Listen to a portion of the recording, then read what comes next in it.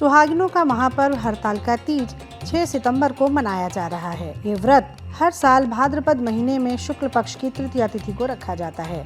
सुहागिन महिलाएं इस व्रत को पति की लंबी आयु और सौभाग्य की प्राप्ति के लिए करती हैं, तो कुंवारी कन्याएं मनचाहे वर की प्राप्ति के लिए ये व्रत रखती हैं।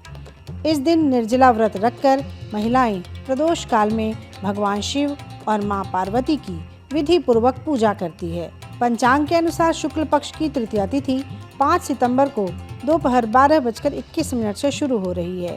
इसका समापन अगले दिन 6 सितंबर को दोपहर 3:01 पर हो रहा है। उदया तिथि के आधार पर हरतालिका तीज का व्रत 6 सितंबर को रखा जाएगा। चूँकि तीज की पूजा प्रदोष काल में की जाती है, इसलिए इस दिन सूर्यास्त के आधार पर पूजा का शुभ मुहूर्त शाम में 6:31 से लेकर 8:15 तक है। इस दिन महिलाएं पूरे दिन निर्जला व्रत करती हैं और अगले दिन सुबह सूर्योदय के बाद व्रत का पारण करती हैं।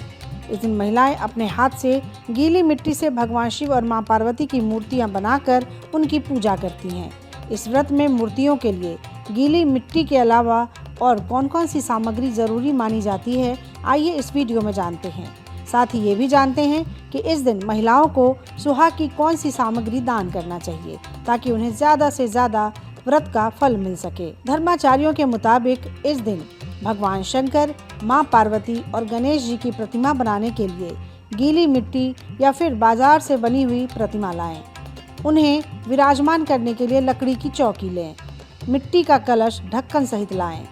मिट्टी के दिए, रोली, पीला चंदन, भस्म, पानी वाला नारियल, कलावा और जनेऊ लें। चावल, लौंग, इलायची, सुपारी, अबीर गुलाल, सिंदूर को लिस्ट में शामिल करें। रुई की बाती, धूप बत्ती, कपूर और घी रखें। मां पार्वती के लिए श्रृंगार सामग्री और भगवान के लिए वस्त्र लें।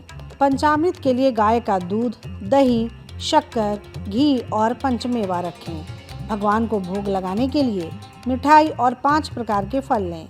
इसके अलावा पान का पत्ता, आम का पत्ता, फूल, बेलपत्र, तुलसी मंजरी, भांग के पत्ते और धतूरे का फल और फूल लिस्ट में शामिल करें। हरतालिका तीज पर दान करने के लिए सुहाग का सामान लाएं, जिसमें मेहंदी, बिंदी, अबीर, सिंदूर, कुमकुम, कंघी, महावर, चंदन, चूड़ी, बिछिया, काजल और कुमकुम, इन चीजों को शामिल करें। हरतालिका तीज के दिन सुबह स्नान ध्यान करने के बाद व्रत का संकल्प लें।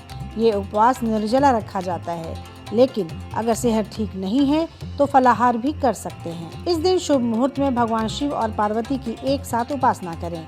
अगर सेहत ठीक नहीं है तो इस दिन फलाहार भी कर सकते हैं। शुभ मुहूर्त में भगवान शिव और पार्वती की एक साथ उपासना करें। इस दिन सुहागिनों के संपूर्ण श्रृंगार करने का विधान है।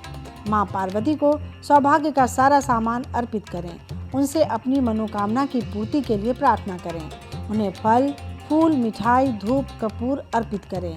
फिर विवाहित स्त्रियां अपनी सास को सौभाग्य की वस्तु देकर उनसे आशीर्वाद लें। भगवान शिव और मां पार्वती की संयुक्त पूजा करने के बाद ही इस व्रत का पारण करें। इस दिन व्रत जगा करना और भगवान शिव के मंत्रों का जाप करना फलदायी होता है। व्रत के दौरान कुछ ऐसे काम हैं जो इस दिन जरूर करना चाहिए, जैसे पूजा के दौरान हरतालिका तीज व्रत कथा सुनना जरूरी होता है। इसके बिना व्रत को अधूरा माना जाता है। व्रत के अगले दिन सूर्योदय के बाद मां पार्वती को सिंदूर चढ़ाया जाता है। इसके बाद ही व्रत खोला जाता है।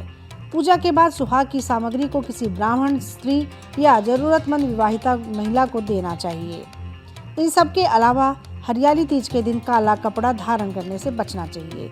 व्रत के दिन सोना नहीं चाहिए, नहीं तो व्रत भंग हो जाता है। इसके अलावा व्रत वाले दिन गुस्सा या लड़ाई झगड़े से बिल्कुल बचना चाहिए। तो कैसी लगी आपको हमारी ये जानकारी, हमें कमेंट बॉक्स में ज़रूर बताएं। बाकी धर्म कर्म से जुड़ी तमाम जानकारियों के लिए सब्सक्राइब कीजिए हमारा डिजिटल चैनल और देखते रहिए न्यूज़ नेशन स्तुति।